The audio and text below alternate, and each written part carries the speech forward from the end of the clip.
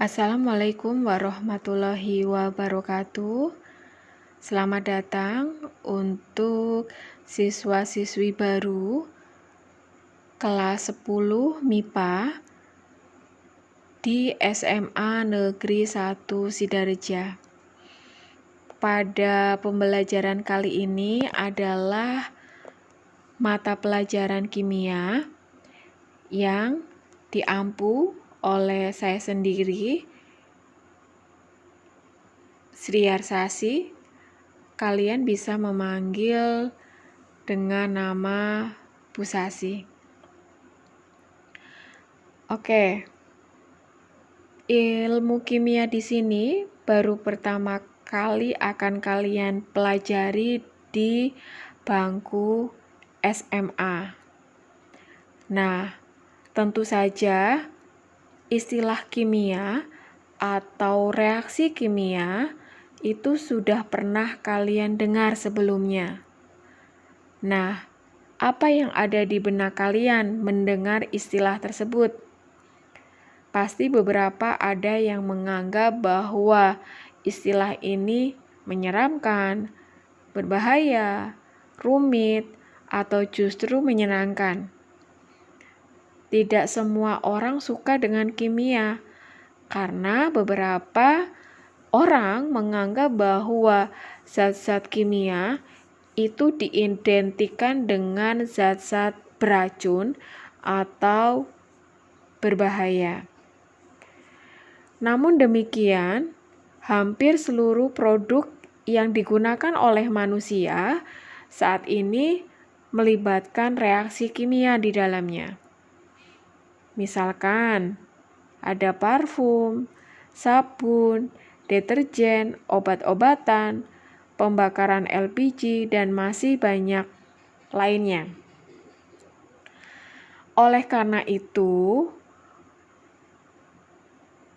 untuk kalian yang mengambil jurusan MIPA, maka seharusnya untuk lebih tahu tentang ilmu kimia atau hakikat ilmu kimia lebih mendalam lagi.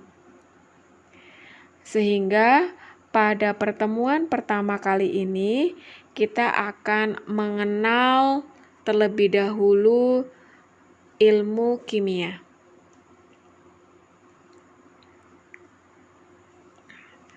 Dalam bahasa Arab, kata asal kimia itu adalah perubahan zat.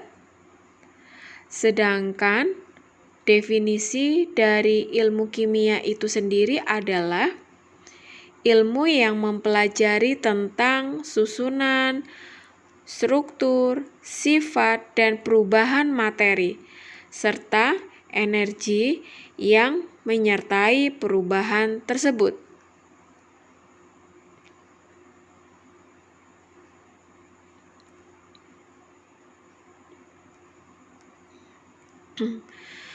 Peranan kimia banyak sudah masuk ke dalam beberapa ilmu pengetahuan. Di antaranya adalah kedokteran, farmasi, pertanian, biologi, seni, dan kriminologi. Dalam bidang kedokteran, kimia memiliki peranan dalam mendiagnosis penyakit. Dalam bidang farmasi, kimia memiliki peranan di dalam pembuatan obat-obatan. Di dalam bidang pertanian, kimia memiliki peranan dalam membuat pupuk. Sedangkan di dalam bidang biologi, kimia memiliki peranan dalam metabolisme tubuh makhluk hidup. Dan pada bidang seni, kimia memiliki peranan dalam pembuatan cat yang digunakan untuk melukis biasanya. Kemudian, di bidang kriminologi, kimia memiliki peranan dalam mengecek mendiagnosa tes urin.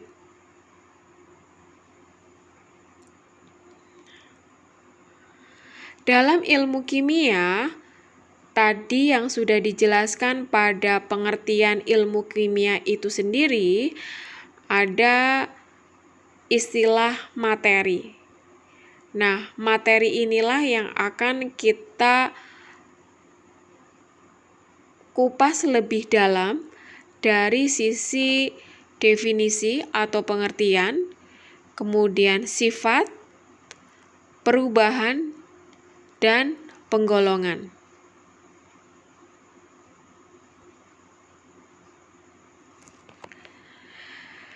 Definisi atau pengertian materi adalah segala sesuatu yang memiliki massa dan menempati ruang. Beberapa contoh dari materi adalah buku,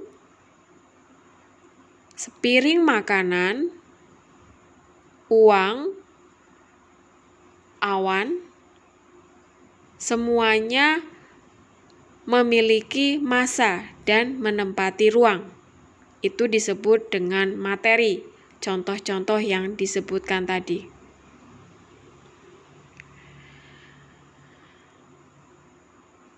Materi ada 3 macam. Yang pertama adalah zat padat. Ciri-ciri zat padat itu memiliki bentuk dan volume yang tetap. Volume dan bentuk akan berubah jika dipotong atau dihancurkan. Yang kedua, zat cair. Ciri-cirinya, bentuk zat cair selalu mengikuti wadah yang ditempatinya. Sifat lain zat cair adalah difusi atau disebut dengan sifat yang dapat menyebar. Yang ketiga adalah zat gas. Ciri-cirinya memiliki volume yang akan mengikuti volume wadah yang ditempatinya. Sifat materi memiliki beberapa macam, yaitu sifat fisika, sifat kimia, sifat intensif, dan sifat ekstensif.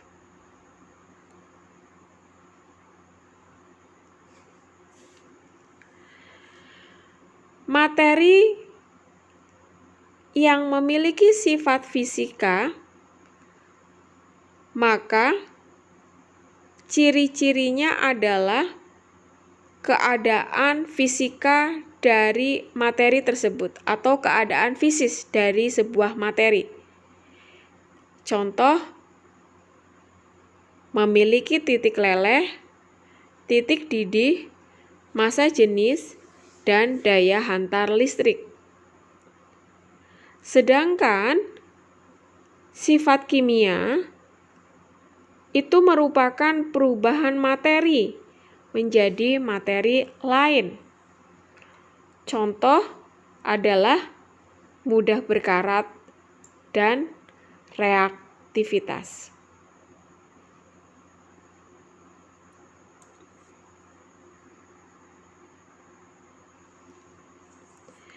Sedangkan sifat intensif tergantung pada jumlah. Contoh, massa dan volume.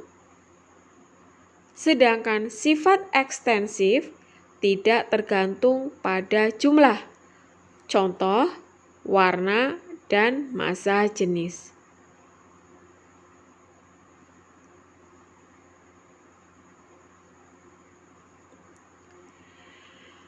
Perubahan fisika sering diartikan dengan perubahan yang tidak menghasilkan materi baru. Contoh, perubahan wujud dari cair menjadi padat disebut dengan membeku, atau sebaliknya dari padat ke cair disebut dengan melebur. Dari padat menjadi gas disebut menyublim, atau sebaliknya dari gas ke padat disebut mengkristal. Dan dari cair menjadi gas disebut menguap, sedangkan dari gas menjadi cair disebut mengembun. Itu adalah contoh perubahan wujud. Kemudian berikutnya adalah pelarutan. Ya, larut.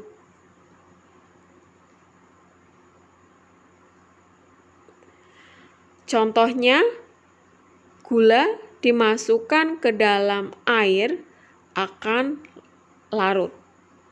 Nah, ini adalah contoh-contoh perubahan fisika.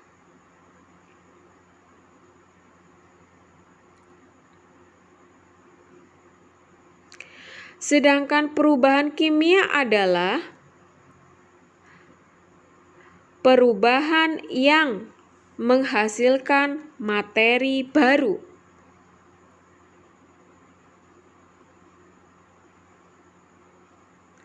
Contoh, apel yang tadinya segar berwarna putih, maka akan berubah menjadi kecoklatan.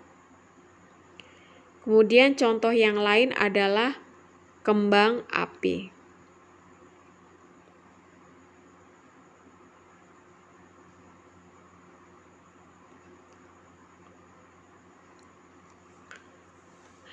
Ciri-ciri reaksi kimia adalah sebagai berikut. 1. Perubahan warna. 2. Perubahan suhu. 3. Pembentukan endapan. Dan yang keempat, pembentukan gas.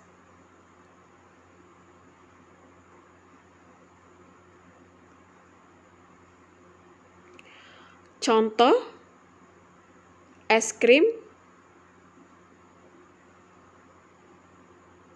Ini termasuk ke dalam perubahan fisika. Kemudian yang kedua, perantai atau besi yang berkarat. Contoh perubahan kimia. Nah, berikut adalah beberapa contoh dari perubahan fisika ataupun perubahan kimia. Silahkan kalian tebak mana-mana saja contoh perubahan fisika dan perubahan kimia. Yang pertama, gambar tersebut merupakan contoh perubahan apa? Ya, betul, perubahan fisika. Lalu ada semangkuk bubur ayam, merupakan perubahan apa? Sama, yaitu perubahan fisika juga. Lalu ada kayu yang dibakar, contoh perubahan apa? Benar, perubahan kimia. Kemudian ada kursi, perubahan fisika. Betul. Contoh selanjutnya, ada perubahan fisika. Lalu ada lilin, juga merupakan perubahan fisika. Lalu ada apel yang berkeriput, contoh perubahan kimia. Lalu ada olahan makanan yang difermentasi adalah perubahan kimia. Ya, benar. Kemudian ada fotosintesis, perubahan kimia. Lalu ada kopi yang ditumbuk, perubahan fisika. Nah, dari contoh-contoh yang sudah disebutkan tadi tentang perubahan fisika ataupun perubahan kimia, kalian ulas kembali agar dapat membedakan dengan jelas perubahan-perubahan fisika atau perubahan kimia.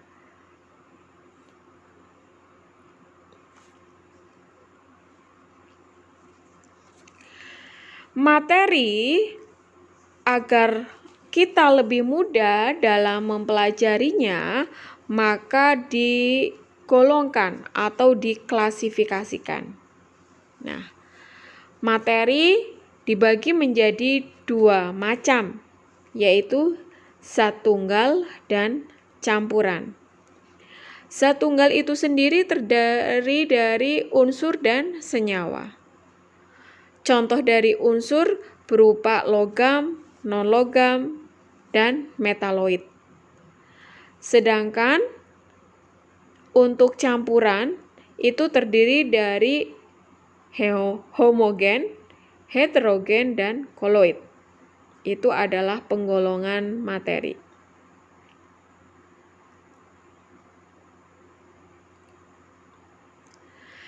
Zat tunggal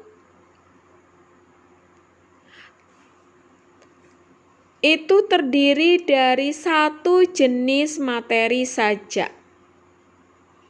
Contohnya unsur dan senyawa.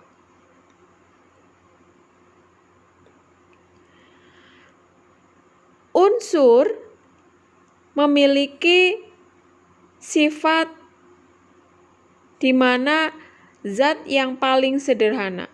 Contoh oksigen dan hidrogen.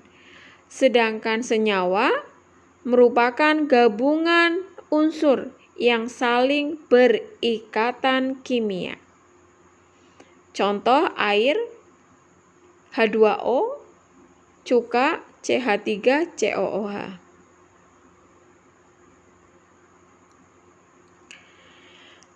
Selanjutnya adalah partikel senyawa.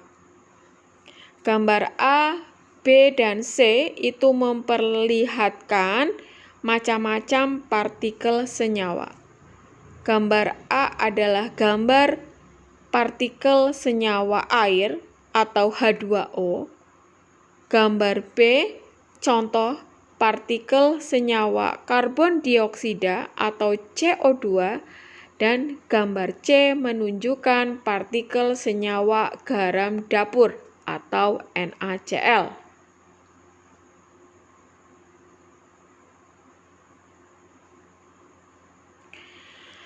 Lalu berikutnya adalah gambar dari partikel unsur. Gambar A menunjukkan partikel unsur helium atau gas mulia. Gambar B menunjukkan partikel unsur dari atom logam.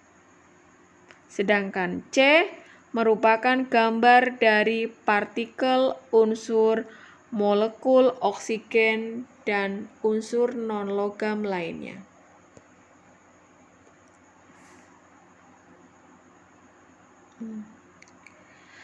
Campuran terdiri dari 3 macam, yaitu larutan, suspensi, dan koloid.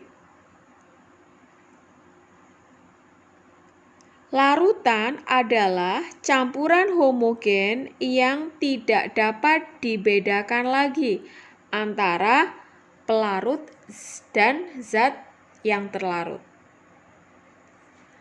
Suspensi adalah campuran heterogen yang antar zatnya dapat dibedakan tanpa mikroskop ultra. Koloid adalah campuran yang keadaannya antara larutan dan suspensi.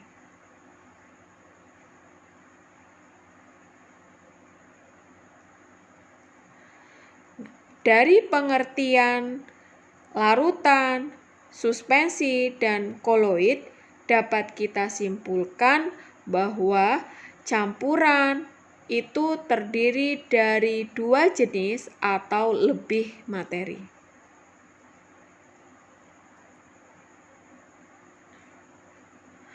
untuk mempelajari ilmu pengetahuan, baik pengetahuan sosial ataupun pengetahuan alam, maka akan melalui kegiatan penelitian. Nah, dalam kegiatan penelitian yang sistematis, kita harus mempelajari tentang metode ilmiah. Metode ilmiah terdiri dari beberapa tahap, dimulai dari identifikasi masalah, lalu observasi, dilanjutkan merumuskan hipotesis, kemudian pengumpulan data. Dari pengumpulan data kemudian melakukan percobaan atau eksperimen atau menguji hipotesis. Kemudian baru dilakukan perumusan teori dan pada akhirnya akan merumuskan sebuah kesimpulan. Dalam tahapan pengamatan dapat berupa pengelompokan, membedakan, ataupun mendeskripsikan. Setelah pengamatan dilakukan, maka data pengamatan akan diolah. Dapat berupa grafik atau hanya menafsirkan data. Tahapan selanjutnya adalah menarik kesimpulan sementara yang disebut dengan inferensi. Lalu merancang eksperimen untuk menguji kesimpulan sementara. Dan kemudian dilanjutkan dengan menyusun teori atau memperbaiki teori yang sudah ada. Jenis-jenis variabel dalam menguji hipotesis. Ada 3 macam variabel. 1. Variabel bebas adalah variabel yang menjadi penyebab timbulnya variabel lain. Contoh, diukur, diamati, ataupun dimanipulasi. 2. Variabel tergantung adalah variabel yang timbul akibat dari manipulasi dan pengaruh variabel bebas. 3. Variabel kontrol adalah variabel yang dipertahankan dalam setiap eksperimen oleh peneliti untuk menetralkan pengaruhnya terhadap variabel tergantung. Berikut adalah contoh sebuah penelitian yang berjudul pengaruh temperatur terhadap kelarutan gula dalam air. Kita identifikasi masing-masing variabelnya. Variabelnya terdiri dari massa gula, temperatur larutan, volume air, dan waktu kelarutan. Nah, dari variabel tersebut yang termasuk ke dalam variabel bebas adalah temperatur larutan. Sedangkan variabel tergantung adalah waktu kelarutan dan variabel kontrol adalah massa gula dan volume air.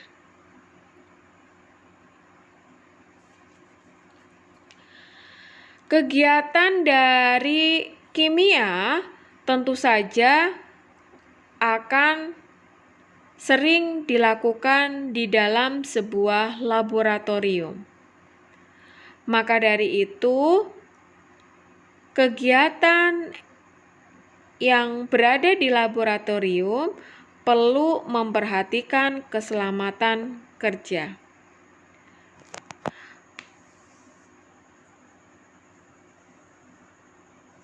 Beberapa contoh tata tertib di bawah ini memiliki tujuan agar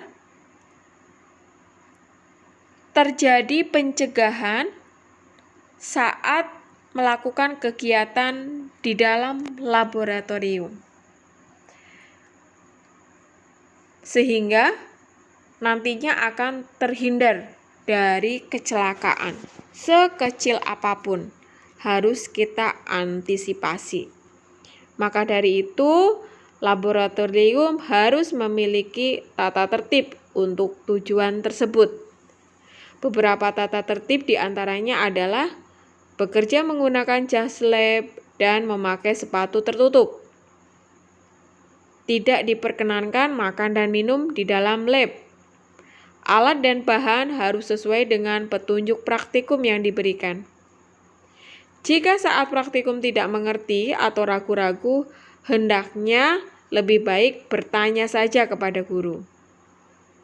Kemudian setelah selesai percobaan, alat-alat hendaknya dikembalikan ke tempat semula dalam keadaan bersih.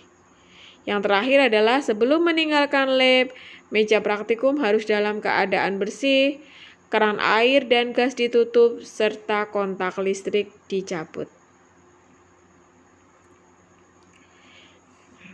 Hal-hal yang perlu diperhatikan juga adalah penyimpanan bahan kimia.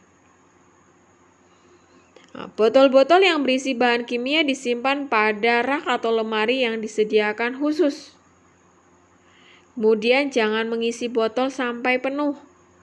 Jangan menggunakan tutup dari kaca untuk botol yang berisi basa. Semua peralatan atau gelas kimia yang berisi bahan kimia harus diberi label. Untuk bahan kimia yang mudah terurai oleh cahaya matahari disimpan dalam botol gelap. Dan botol kimia yang berisi bahan kimia yang melepaskan gas berbahaya atau beracun harap disimpan di lemari asam.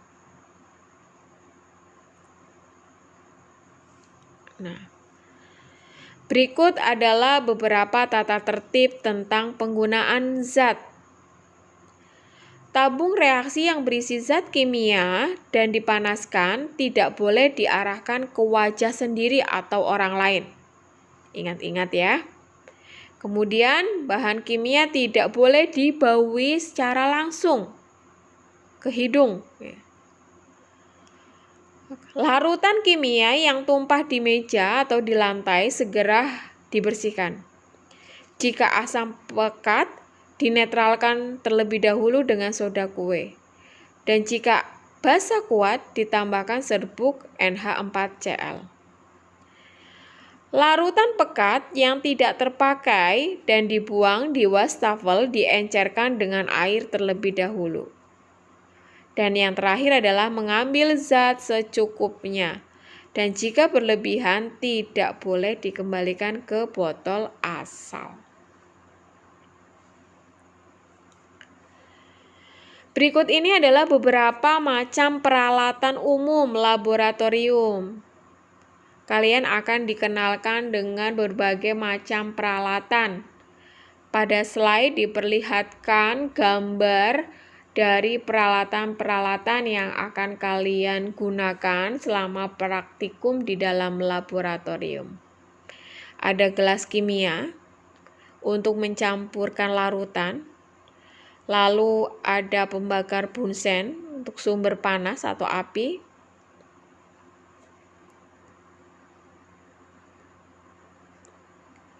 Lalu ada buret untuk menambah larutan dengan ukuran tertentu dan melakukan titrasi. Kaki 3 untuk meletakkan benda dalam proses pembakaran.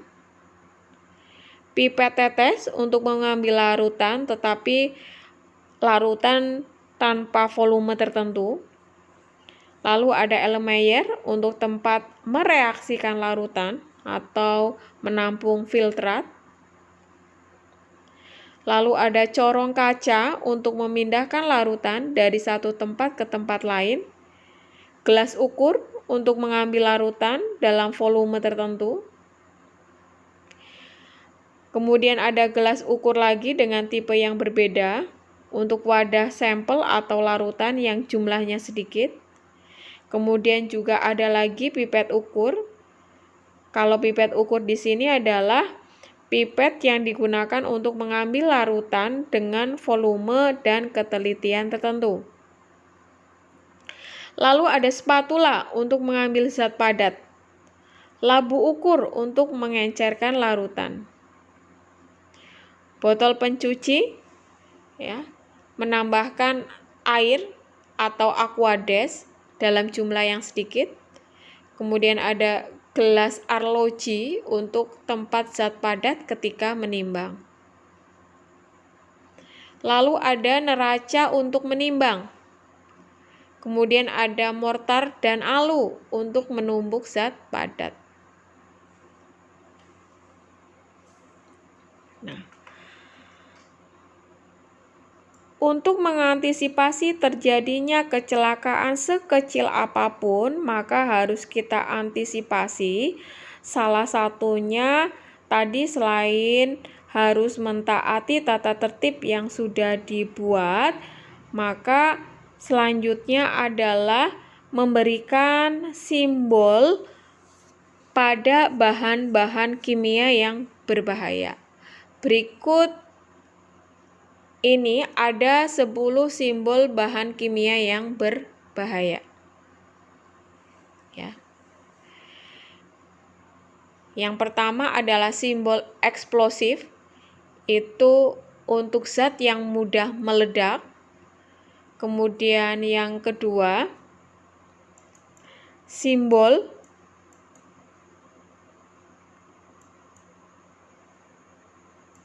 untuk zat yang mudah terbakar.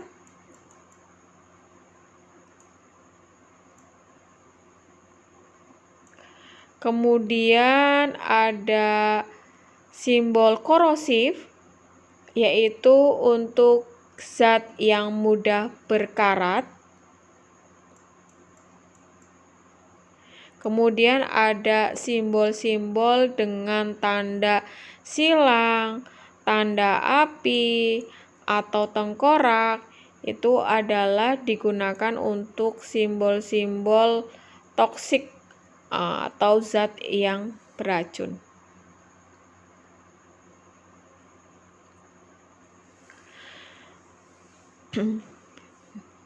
Selain itu, juga terdapat lembar material safety ya, untuk menjelaskan penggunaan dari zat-zat agar aman saat digunakan, yaitu dijelaskan melalui lembar material safety.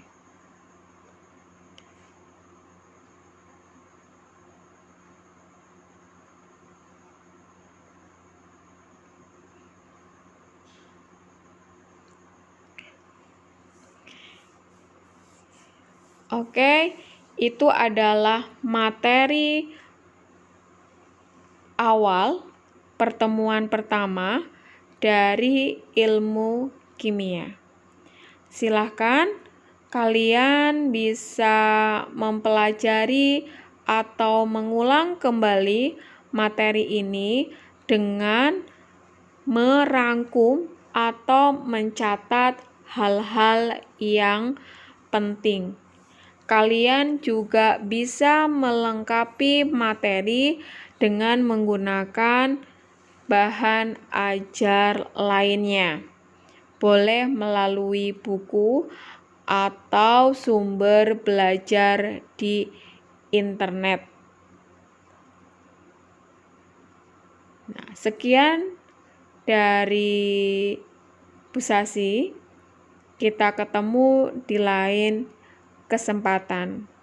Tetap semangat belajar, tetap jaga kebersihan, dan tetap jaga kesehatan. Wassalamualaikum warahmatullahi wabarakatuh.